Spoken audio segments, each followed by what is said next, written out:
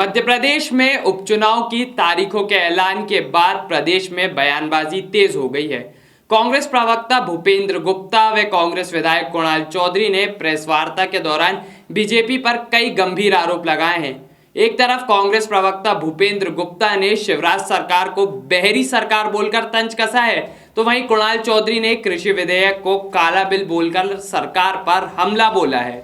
सहकारिता माफिया के माध्यम से किस तरह से किसानों का शोषण कर रही है, किस तरह से किसानों के हक का बीमा का पैसा ये सहकारिता माफिया हड़प रहा है और किसानों के हिस्से में कुछ भी नहीं आ रहा है, इसका खुलासा आज हमने कई समितियों की रिपोर्ट आपके सामने पेश करके किया है।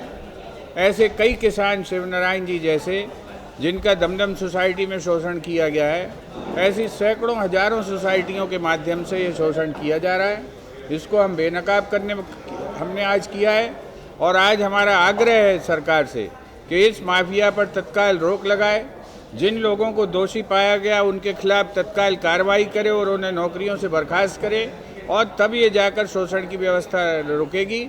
अन्यथा किसानों के नाम पर लूटखोरी इस माफिया के द्वारा चलती रहेगी और किसान जो है निरंतर आत्महत्या के लिए मजबूर होते रहेंगे। धन्यवाद। ये हमारी बात है, इसको किसान के हितों में सोचकर अगर प्रशासन कोई कार्रवाई नहीं करता है और ये सरकार कार्रवाई नहीं करती है तो कांग्रेस पार्टी दूसरे रास्ते इख्तियार करेगी। इनकी आवाज़ लेकर जो है जन आंदोलन की भी जो शुरुआत की जा सकती है, ये हम आज आपसे और आपके माध्यम से प्रदेश की बहरी सरकार को कहना चाहते हैं। मध्य प्रदेश के अंदर शासकीय मंडियां मॉडल 1 के विरोध के अंदर बंद है, कर्मचारी हड़ताल के ऊपर है। जो बड़े बड़े ढिंडोरे पीटने वाली सरकार थी कि कहीं ना कहीं जो स्थितियां रहेगी कि किसान को बाजार के अंदर एमएसपी से ज़्यादा भाव मिलेगा।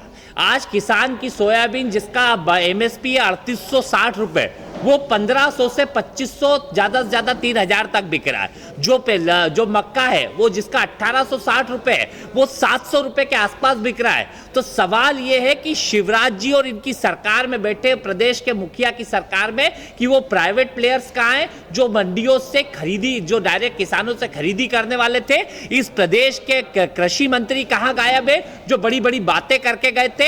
ये देश के अंदर जो काले कानून लाए गए हैं उसका एक नमूना मध्य प्रदेश के अंदर है और किसान का शोषण करके, मंडी कर्मचारियों का शोषण करके, इस छोटे व्यापारियों का शोषण करके चंद चुनिंदा उद्योगपतियों के लिए देश की सरकार और प्रदेश सरकार काम कर रही है। हमारा आग्रह है सरकार से कि मंडियों की हड़ताल खत्म करवाए, जो किसान को नुकसान हो रहा है उसकी भरपाई करवाए। और अभी तक ना तो आरबीसी 6-4 के तहत मुआवजा दिया है, ना किसानों को भाव मिल रहा है। किसान भी सरकार के अंदर प्रताड़ित है और किसान को परेशान करने के लिए सरकार लगातार काम कर रही है और सिर्फ ध्येय इनका उपचुनाव पे है कि किसानों के नाम का पैसा उद्योगपतियों से लेके कैसे उपचुनाव में लगाया जाए और विधायक खरीदी में लगाया जाए। खबरों में बने रहने के लिए ग्रामीण भारत टीवी को सब्सक्राइब कीजिए और बेल आइकॉन दबाना ना भूलें।